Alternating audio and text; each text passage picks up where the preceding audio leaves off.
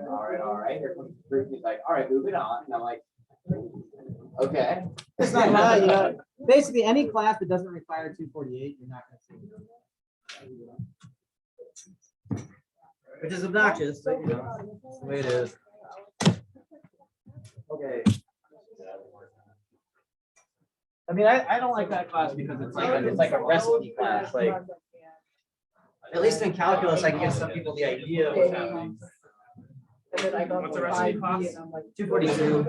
And then I was like, Differential it's really equations. weird, but I guess I did it right. It's too bad too, because if you knew some linear algebra, you can say some really beautiful things in your differential equations class. Like, for example, if you guys have ever seen, you know, like, oh, y prime prime, say minus 4y is equal to 0, and you have to go through the whole thing with the characteristic equation. It just seems like it comes out of nowhere. Like, oh, just write down m squared minus 4 is equal to 0, and so m is plus or minus 2, and that means that y1 is equal to e to the 2t, and y2 is e to the minus 2t, and then there's this mysterious move where you write y is c1 e to the 2t plus c2 e to the minus 2t. This is all just linear algebra. This is all this is. We do this in here all the time. This is what you did was you found the null space of something when you did this. So this move right here in your 242 class, it was probably never explained to you why this works. Really what you're doing is this. Oh, I've got some differential operator, d squared minus 4, and I apply it to a function f, and it's equal to 0. Boy, sure it'd be nice if I could find the null space. The null space of this operator, d squared minus 4, but hey, it's linear, which means I can factor it. Which means really I want the null space of d minus 2 times d plus 2. And separately, I can, what sort of things does the operator that takes the derivative and then subtracts 2 times the differential the original function? What does that send to 0? Well, the sort of vectors that d minus 2, if d minus 2 of f is equal to 0, what can you say about f? Take a derivative and then subtract 2 times the original function. What does that? Well, it better be e to the 2t. Because when you take the derivative, the 2 comes down, then you subtract the function, you get 0, right? So what you're saying is that e to the 2t is in the null space of the operator d minus 2. And likewise, if you took d plus 2f and set that equal to 0, e to the minus 2t is in the null space of d plus 2. And then how do you find the whole null space? We found 2 elements that are linearly dependent with each other, because that's what the Wronskian is, to check your linearly independent. Oh, so they're a basis. This is a 2-dimensional space of vectors. This is a basis, and so this is the span of e to the 2t and e to the minus 2t, but then you can't use any of that language until you write down y is equal to c1 e to the 2t plus c2 e to the minus 2t, but that's just a linear combination of basis vectors. It's all linear algebra, the whole thing. But you don't know linear algebra, so they can't tell you that, right? Really, we should make, I mean, this is all it is. Basically, all differential equations, linear differential equations is linear algebra. Anyway, let's do some of our stuff. It's way nicer if you do it with operators, by the way. But you guys have fun factoring your characteristics. Oh yeah, I think I also told you that everything is secretly complex analysis. You know, it's really obnoxious is when you get this, and then you have to write, oh, it's an irreducible quadratic. Poor thing, it's irreducible. I don't know what to do with it. Oh, I know. Somebody told me that means I'm supposed to write down y1 is equal to cosine of 2t and y2 is equal to sine of 2t, but I don't know why. I just know that's what I'm supposed to do. I mean, if I get an irreducible quadratic, that's the form I was supposed to memorize. But what's really going on there? Well, e to the minus 2it is in the null space. I mean, this really what's going on is this, right? D squared plus 4 factors as d plus 2i times d minus 2i if you know complex numbers exist. And then the null space of this operator is equal to the span of e to the 2it and e to the minus 2it. But that's hard to work with if somebody comes in and you're working in real function theory. You say, oh, well, how do I get the cosines out of this? Well, there's this formula that says that the cosine of 2t is equal to e to the minus 2it, e to the 2it minus e to the minus 2it over 2. It's called Euler's formula. And that the sine of 2t is e to the 2it minus e to the minus 2it over 2I. Oh, so we're just taking this basis and we're changing it to a new basis with linear combinations of the old one. If I take a linear combination of these two by multiplying this by a half and this by minus a half, I get cosine. And if I take another linear combination where I multiply them both by 1 over 2I and minus 1 over 2I, I get the sine. So I just changed basis from a complex basis to a real one. Of course, since you don't know complex numbers exist, you can't do any of that either. But it would be nice if you did. So everything is secretly linear algebra and complex analysis, but they can't tell you that because you don't know that yet. So instead, you get to pretend that such things as irreducible quadratics exist. Memorize some formulas about annihilators or the method of undetermined coefficients. So it's all linear algebra. It's all linear algebra. Anyway, let's define matrix multiplication. Oh, but we didn't define, did we define matrix multiplication? We defined matrix addition. We're almost at the verge of defining matrix multiplication. Okay, so basically, if you don't want to go through the whole rigmarole of this, the basic idea of matrix multiplication is defined precisely. So matrix multiplication is defined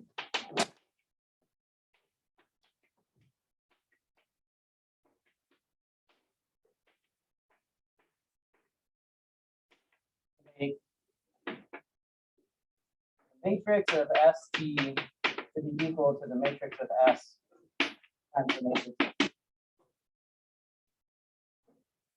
It's defined exactly to make that happen. So that if I have a composition of linear maps, the matrix that represents the composition is the product of the matrices of the individual map. Okay. Now, this can be computed symbolically. I have debated with myself whether or not I want to actually show you guys like the symbolic version of this. I think I'm going to. I'm going to walk through like how you would set this up to make this make sense.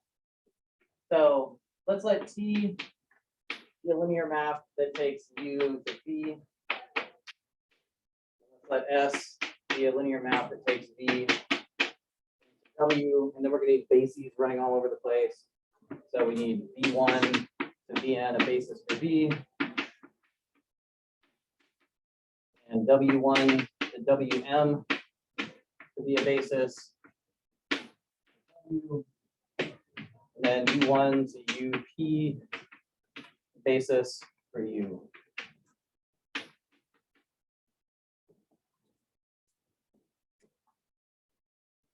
Okay. Now, suppose A is the matrix for, let's see, define it. I'm going to try to line this up with his work here. A is the matrix for S, and C is the matrix for T. Then what we're going to do is we're going to force multiplication, the matrix of the composition to have the right setup so that this holds. So it's almost like we're working backwards. This is what we want to be true. So we're going to make matrix multiplication act in the correct way. Okay. This is going to be a big mass of symbols. So it's your job to look at this big mass of symbols and try to figure out what the heck is going on. I'm going to do my best to explain what's happening here, but if you do not follow it, your responsibility is to go read it. Probably because the argument will show up in a couple of these proofs. So for K between 1 and P, how was it that we computed a matrix for a map? What was the process for computing the matrix for a linear map? So we plug in a basis vector in the domain. Well, the domain here is the space U, right? Because we're just computing a matrix for ST. So our original space is U. So we're going to plug in a basis vector that looks like UK in the domain of ST. And that's going to be equal to some vector in the final space, which is W, right? W is what comes out in the end. U goes to V, V goes to W, W comes out at the end. So I'm going to express this This is going to be a vector W. It will be able to be expanded as coefficients in the W basis. And then we're going to write these things down as the coefficients of the matrix that represents the map. Does that make sense? When we did this last time. It's not gonna look like this is what we're doing, but I promise this is what we're doing. Okay. So this part looks right. Take ST and apply it to the kth basis vector Q. This is going to represent the kth column. Then we can rewrite that as, all right, I want somebody to interpret this symbol for me.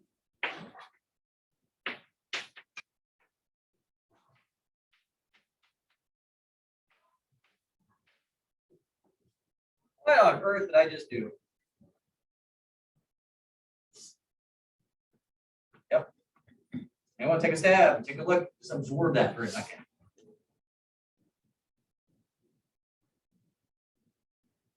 Oh, Is that T applied to you? This is T applied to UK, right? I take T, I apply it to UK, which produces a vector in what space? Where does that vector live? That vector lives in V, right? It's be easier to have a chalk vector.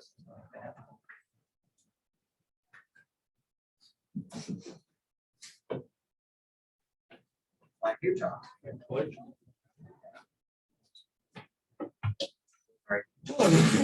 Impulse. Okay, so this vector right here, this is T of UK, and T of UK is an element of what space? V. So what I've done is I've applied T to the UK, that puts it into V, and I've expanded it as a vector in V, right? V, this lives in V, this is the basis for V, and I'm just keeping track of what those particular coefficients are by doing so. So this is a name for the coefficients, but these are the coefficients that I get by expanding this vector in the V basis. So you can think of this as the V expansion. Now, what does S do? Well, S is linear, right? So S can be moved over so that it hits all these vectors VR. This is what a linear function does, right? Which I didn't pick that chalk. So this is the sum from R equals 1 to n of CRK times S of BK. I can do that because S slides inside the sum, and then I can pull the scalars out because S is linear. Yep. It was VR on top. Supposed to be R. All right. All I did here was I put the S inside the sum and pulled the scalars out. Yep. What did you expand? This vector right here, this TUK, is a vector in V. So I took that vector in V and I expanded it in terms of the basis for V. Every vector in V can be uniquely written as a linear combination of vectors in V, and that's what the expansion is. Since this vector lives in V, I can use that basis. It would be guaranteed to have coefficients that it expands through. Okay, and then you're going like this route. Why? Like, why would you expand that? Because I need S, because S doesn't know how to deal with anything except for vectors in V, right? S needs to see V vectors to do anything. So I need V vectors in the picture for S to be able to do anything. And so that's what we're going to do next, right? We've got the V in here so that S can be moved over to act on the V. All right. Everybody stealing yourself for the next step here? Okay, now S applied to VR. Oh, well, S knows what to do to VR. That's a vector in W, right? So this vector right here, each one of these guys lives in W. But a vector in W can be expanded as a linear combination of the basis for W. So we're going to do a W expansion. We do a W expansion. Because remember, we need a W expansion, right? The W expansion is what's going to give us the columns of the matrix. So I have to have a W expansion for this to make sense. I put in a UK. I need a linear combination of the W's to come out the other side to make the matrix. And so I get the rather intimidating looking expression. Sum R is 1 to n of CRK times the sum of A, J, R times W, J, where J runs from 1 to m. Yeah, look at that monstrosity. So each one of these guys, you only need to see this once in your life. You just have to believe it exists after that. So this guy right here is the W expansion of each of these SVRs. That's why there's multiple indices running around in here. Yep. Can you explain why R from the row goes to the column, like the position of R? It has to do with the fact that if you actually expand, if you track through what the matrix for S looks like, these are coordinates that come from the matrix for S. You can do this expansion. It will turn out to be the case that this particular expansion in terms of the VR, these are precisely the name of these coefficients.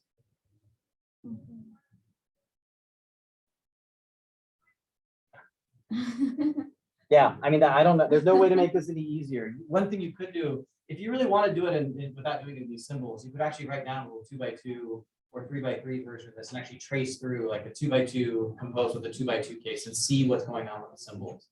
But like, this is the sort of thing you actually want to spend some time looking at to make sure you understand what's going on. Okay? It'll be much easier for me to show you when I have a practical example about like how to do this. Yep. So are you basically just applying first map, then pulling out the constants, then applying second map? Yep. and pulling out the constants? That's it. In the same way that we talked about, like how, remember we set up the definition of the matrix that represents a map precisely so it would have this behavior. All right. Oh, so we're almost there, but the problem is that this is not an expansion in W. This is like a giant pile of double sums with this WJ stuck on the end, right?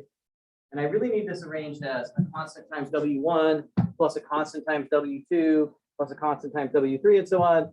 So then you do this move. Is that why you pulled out the constants? It is, yeah. So, but now what's going to happen is I'm going to make I'm going to make a cheese ball. What's going to look like a cheese ball move. Where I'm going to take this sum and I'm going to yank it outside. I'm going to expand everything and resort it. But I'm going to sort it so I can collect up the WJs, right? Because remember, the goal was to get C1 W1 plus C2 W2 and so on out to CM WM. Because if I got an expansion like that, then those coefficients would be the column of the matrix that I was trying to produce, right? So that is not a WJ times a coefficient stuck in front of it. It's like a sum of stuff. So I do this resort. That is equal to sum J equals 1 to M, sum R equals 1 to N. I'm allowed to do that because these are independent of each other. The M and the N don't interact, so if they're independent, I can resort the sums of A, J, R, C, R, K.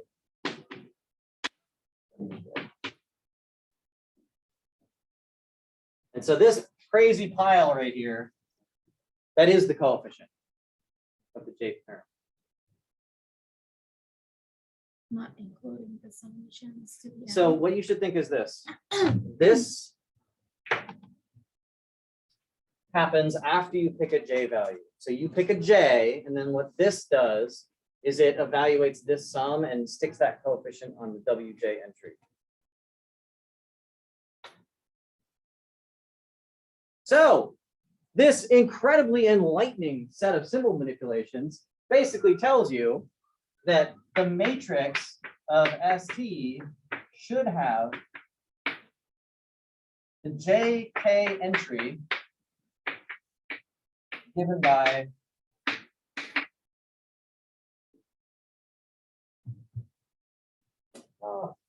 my poor fancy chalk. The sum from R equals 1 to N of AJR.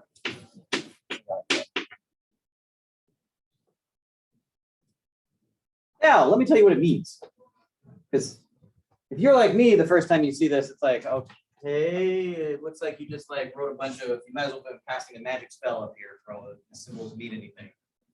So the idea is, the basic idea of this is that what you've imposed here is that the matrix of ST has entries where the JK entry, I'm not supposed to use this, but I'm gonna tell you anyway, is the dot product of the jth row, the matrix of S with the kth column of the matrix of T. That's all it is. All this symbols, that's all it means. So you wrote down 1, 0, 0. I'm lazy, am I? 1, 2, 1, and you multiplied it by the matrix 1, 2, 3, 4, 5, 6. It's not that lazy. Then, how many entries are even possible to make here? Well, I have to be able to dot product rows with columns, and they have to be compatible. This should be 2 by 2 when you're finished, right? This should be 2 by 2. How do you get each entry? Well, the 1, 1 entry is the dot product of the first row of this matrix and the first column of this one. This is the same process you guys have seen before a million times, right? This is row 1 dotted with column 1, row 1 dotted with column 2, row 2 dotted with column 1, row 2 dotted with column 2. The point is that this is not some magical thing that we set up. This is set up precisely so that the product of these matrices that represent the maps is the matrix that represents the composition. If you need practice doing this, you could. Here, I'm going to embarrass myself and try to do this. Let's see. 1. Oh, this is not too bad. 2. 1 and 6 and 5. 12 maybe.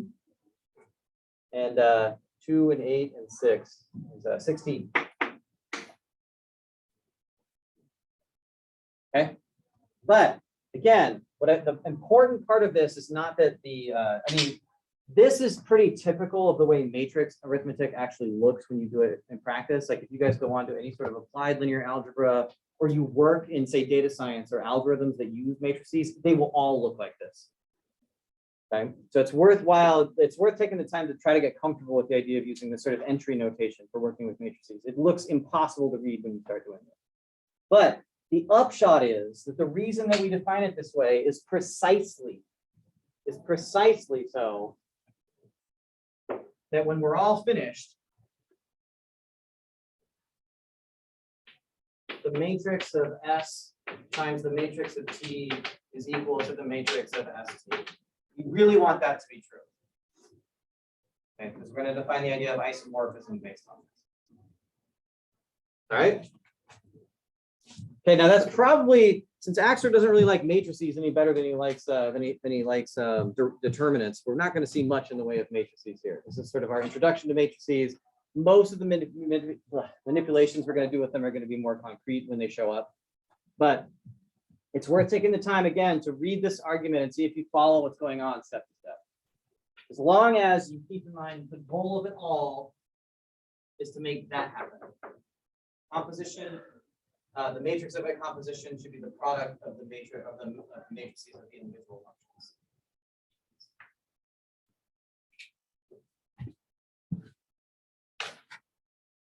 Okay, now I'm sure one of the questions is there any way that you can make that more concrete or easier to understand? And the answer is not really.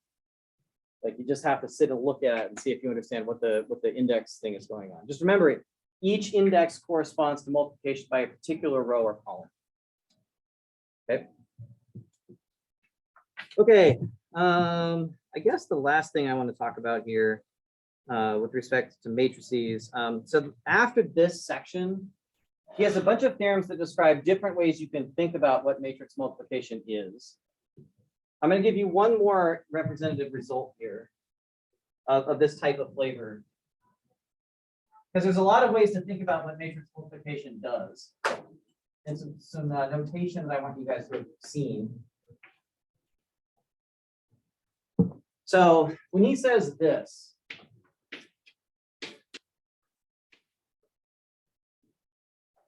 what does he mean? So suppose A is m by n. If he writes AJ dot, what does he mean? Yep. jth row. Remember, the first index represents a row of a matrix, right? So he's saying, pick a row and then pick all entries. This is sort of Python-like, if you guys have dealt with languages like this before, right? This is the jth row. Okay. Likewise, if he writes A dot K, he means picks a column. That's everything in that column, right? So this is the kth column.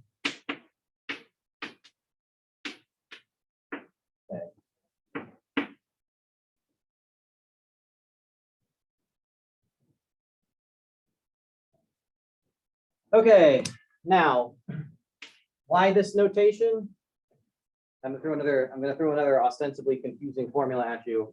With this notation, you can state this. Here's a theorem. AC JK, that is the J row K column entry of the matrix AC, is equal to the jth row of A multiplied by the kth column of C.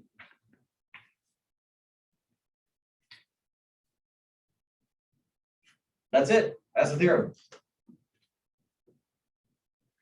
Is that a dot? It is. Or a, oh, okay. It's that notation right there. So that symbol means the jth row of A times the kth column of C. This is in words what I just said here, right? The JK entry of the product is the dot product of this row with this column. I know it looks weird, but this is a very compact way of defining matrix multiplication or recording how matrix multiplication is defined. Yep. Nope.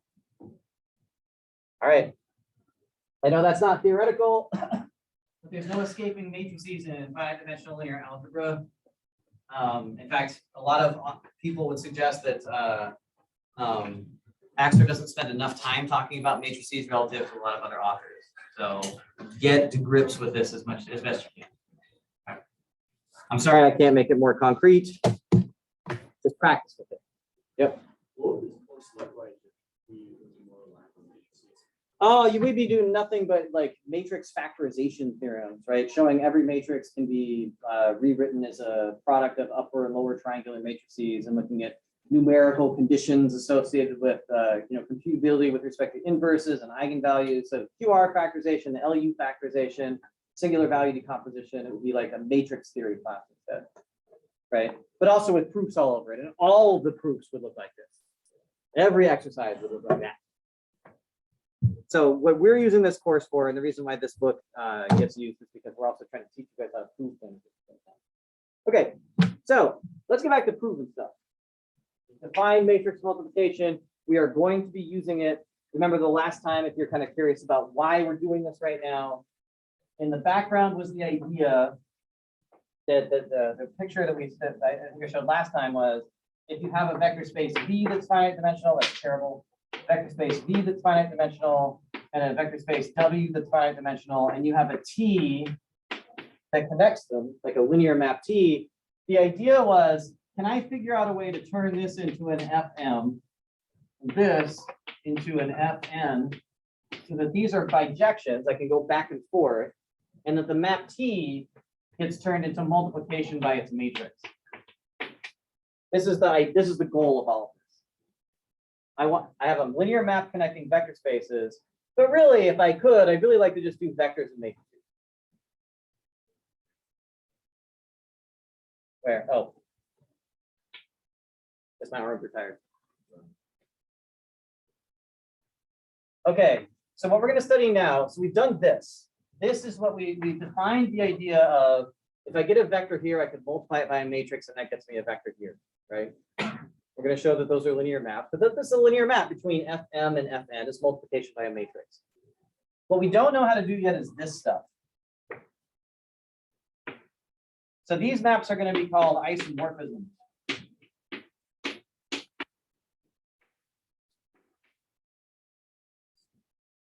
And that's what we're going to study now. It's isomorphic maps between vector spaces.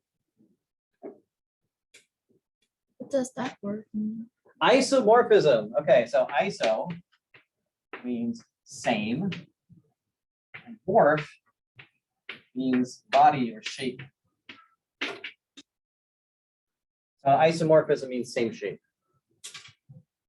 I'm going to explain. I'm going to define it for you. I mean, the etymology of isomorphism is same shape. So we're going to think about vector spaces as being isomorphic, as things that are basically the same vector space, but maybe with different labels. So I'm going to define. You shouldn't know what it means yet. I'm going to define what an isomorphism is. Don't worry.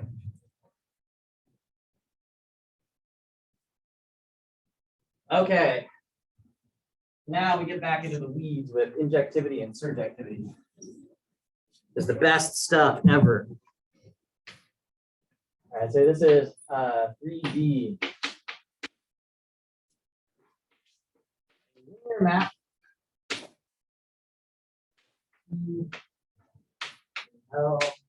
LVW is called invertible. Yeah. There exists T in LWV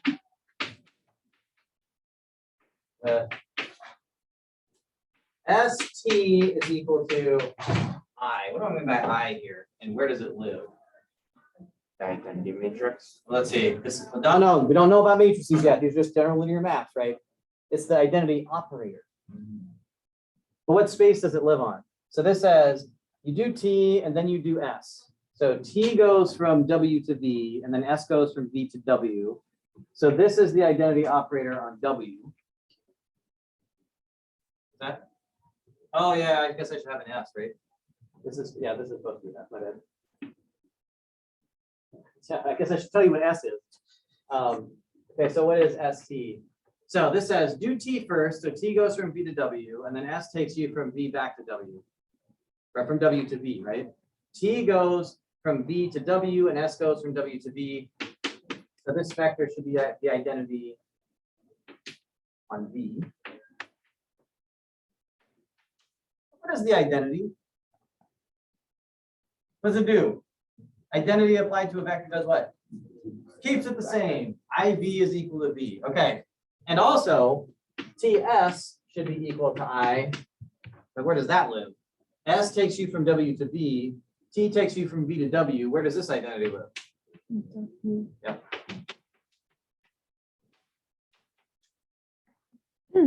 Now, most mathematicians, Axler included, and myself in many cases, don't actually tell you where these live. You're supposed to figure it out from context. Okay. The idea here is that this thing right here took in a vector in V, T spit out a vector in W, S takes that vector in W and spits a vector out back in V again. So I must take these to V's. That's the idea. And here, S took you from W to V, T takes you from V to W, so this must take you from W to W. Yep. Never, basically.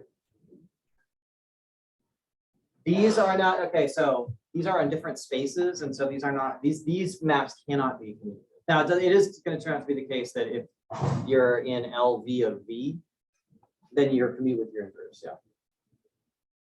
So these maps live on different spaces, so they can't be the same map. So technically, this isn't commutative, even though these are defined in both places. Good question, though. Okay. So this is where we're back to the land of fun. Yep. Wait, so does it have to satisfy both conditions? So It that does. S is Yep. Okay. Yep. I mean, again, not commutative because ST is not equal to TS because they're maps on different spaces. Yeah. This is a map from V to V, and this is a map from W to W. Okay. Okay. So you got to be a little bit careful about that. Yep. You ever put like, is there any way to like indicate by identity map like maps to it? Well, so like, yeah, you might actually write that this is equal to IV. That would mean the identity map on V. And you could write this as the identity map on W. This is the standard notation that we use in my type of operator theory. Is to actually just tag what subspace it lives on with the little letter. Okay. a linear map satisfying ST is equal to I and CS is equal to I is an inverse of linear map S satisfying ST is equal to I and TS is equal to I is an inverse of T. But of course, the word "and" isn't going to last very long here. What I'm implying with this is there may be more than one inverse of T, but it turns out the very first theorem is inverses are unique if they exist. Theorem. An invertible linear map has a unique inverse. Uniqueness is what's going to let us get away with the symbol T inverse here. Okay. Invertible linear maps have unique inverses. This is probably barely readable.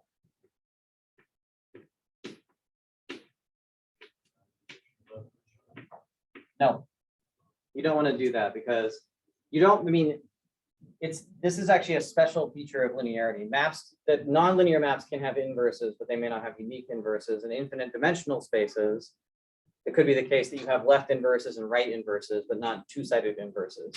So we want all of these properties to flow from the definition, not be part of the definition. So the broader picture with that is we could make it the definition, but then we don't leave room for other possibilities. And at least in mathematics, like thematically, we try to go for it. It's an idea called parsimony, which is you should make as little as part of the definition as possible and show everything else as derived from the definitions and not like encoded as something that you just say, oh, it must be this way. Okay, this has a fun proof. So suppose S1 and S2 are inverses of T. I'm going to show they're the same.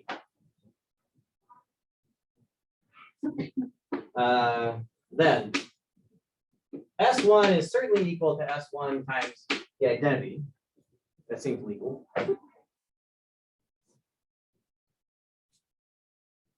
But the identity can be written as S1 times T S2, which is equal to S1T S2, which is I S2, which is S2. So this, as cheap looking as this argument is, this is going to be like some of the constituent arguments that you guys are going to do in the exercises for this section. It's manipulation, algebraic manipulations like this involve the inverse. So what did I do? If S1 and S2 are inverses of T, like what we mean is that I'm allowed to say that S1T is equal to I and TS1 is equal to I and S2T is equal to I and TS2 is equal to I. To say S1 and S2 are inverses, to say all four of those equations hold. So what I do, I cheesed it. Oh, look, S1 is S1 times 1. Not a complicated fact. Now uncancel the 1 into a TS2, which I'm allowed to do because S2 is an inverse to T. So I uncanceled myself a T and an S2. I use associativity to slide the parentheses over, and then I use the fact that S1 is an inverse to T to write it as an identity. And then 1 times anything is the end. Yep.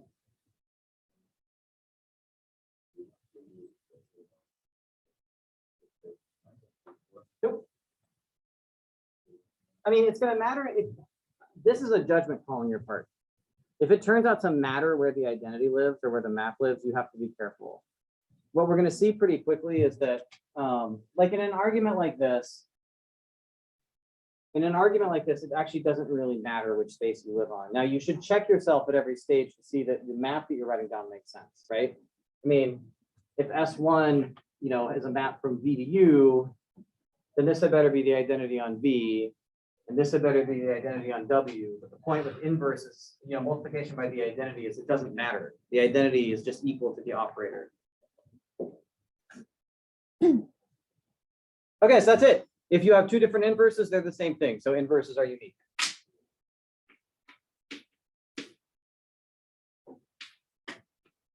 Professor? Yep. Does this mean I is unique? The identity operator is a, the identity operator is a unique operator on any vector space. In LVW, there's a unique identity. It's a vector space, right? And the additive identity is unique in a Like 0 maybe? yeah, I mean, it's not, you should think about this is the identity matrix from linear algebra 206, right? You multiply this times any vector and you get the same vector back again. So you should think about this as somehow representing a diagonal matrix of 1. 1, 0, 0, 1 would be an identity, right? That's the model you should have in your head for I. That I sort of like, don't tell anybody I told you this, but you can always think about I as being something like this. Because objects like this, when you apply them to vectors, produce the same vector again. So what we're going to see once we start introducing coordinates, these will be identity matrices, like diagonal matrices of 1. So the combinations of S and T's that produce I, that combination is unique. Yes. right? Okay. You write me an S down. I mean, the I is unique because this is a product structure and the product has a unique identity. And then once you've got the fact that you've got S, if S is invertible, then its inverse has to be unique. Yeah. So this particular thing, like set of operators will come as a pair. Okay. So since they're unique, we might as well give it a name, right? I mean, well, why call it two separate things? That's confusing. So denote by T inverse. Inverse of T. After all, if there's just one of them, I might as well name it. Yep.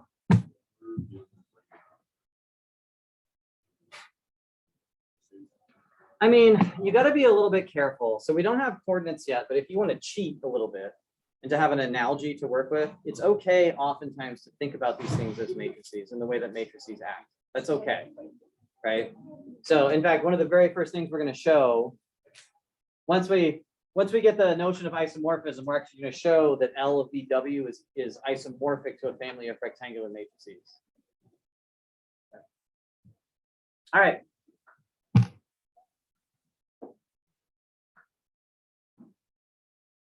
Okay, so here's maybe the single most important thing about invertible maps. A linear map is invertible if and only if. I probably somebody can tell me where I'm going with this. What two properties does the map have to have to be invertible? If it's injective and surjective. Injective and surjective. If it is injective and surjective. What does injective mean? 1-to-1. What does surjective mean? Okay, so you guys said 1-to-1 and onto, but what does that mean? Those are just other words that we use for the definition. When I say 1-to-1, what do I mean? Well, it's a theorem that says the null space is equal to 0 vectors. There are another one. equals T, V implies E equals T. Yeah, unique outputs correspond to, if the outputs were the same, the inputs were the same. What does surjective mean? What does that mean? Which means that if you get a W in W, you can write it as TB for some V.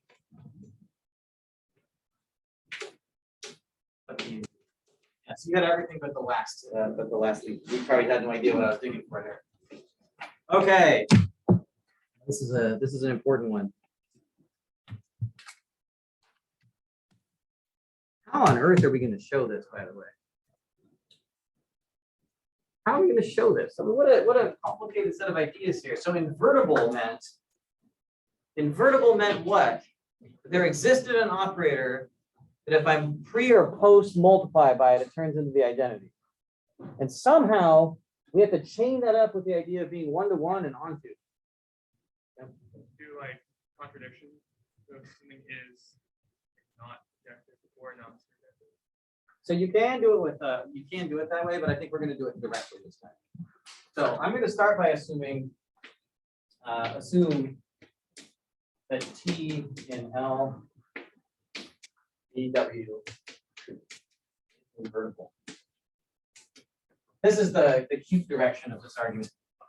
We're going to assume it's invertible. So remember, this is an if and only if, right? So I'm going to start by assuming it's invertible and show it's injective and surjective. And then we'll go the other direction and we'll assume injective and surjective and show that the map must have had an inverse. Okay, just we got to go in both directions here. So we'll start by assuming it's invertible. Then suppose that we have U and V. So suppose that U and V are in the vector space, so that TU is equal to TV.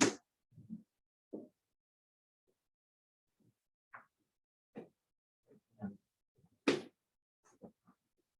we got the U and a V. If I could show that U was equal to V, I would know this thing was injective, right? If U was equal to V, this would be injective. How can I use the fact the inverse exists? Oh, okay. If TU is equal to TV, then T inverse TU is equal to T inverse TV. And what does T inverse do to T?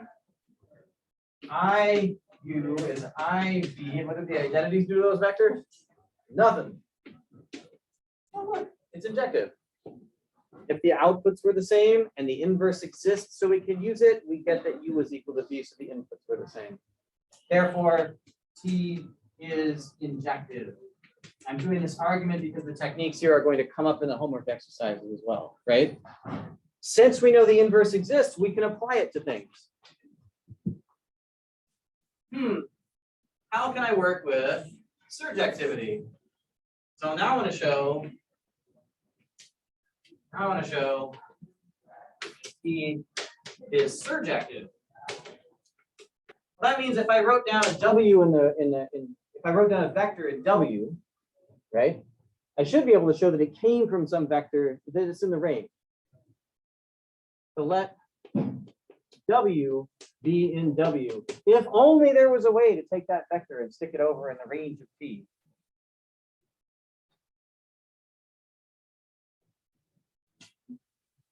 No, it's not. Remember, if I'm trying to show something as surjective, I'm trying to show that the range is equal to W, right? So I need to show that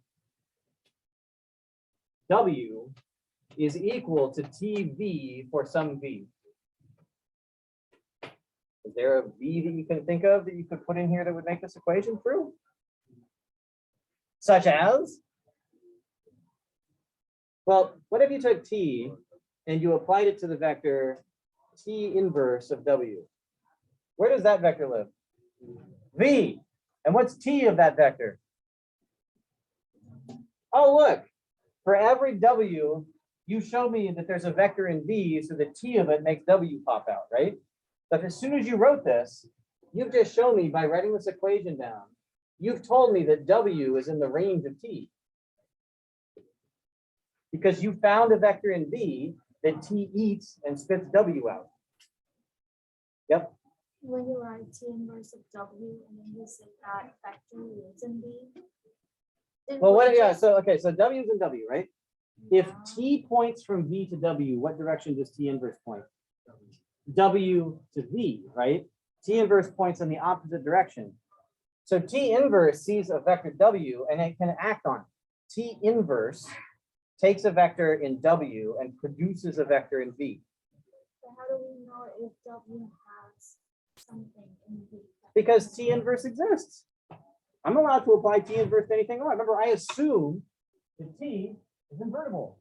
And that means that I know that T inverse, that's an element of LWV, exists. That operator exists.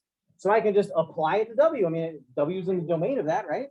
Yeah. So if I take T inverse and apply it to W, where does it spit out a vector?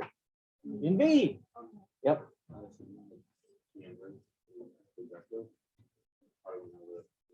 No, I'm not assuming it's projective.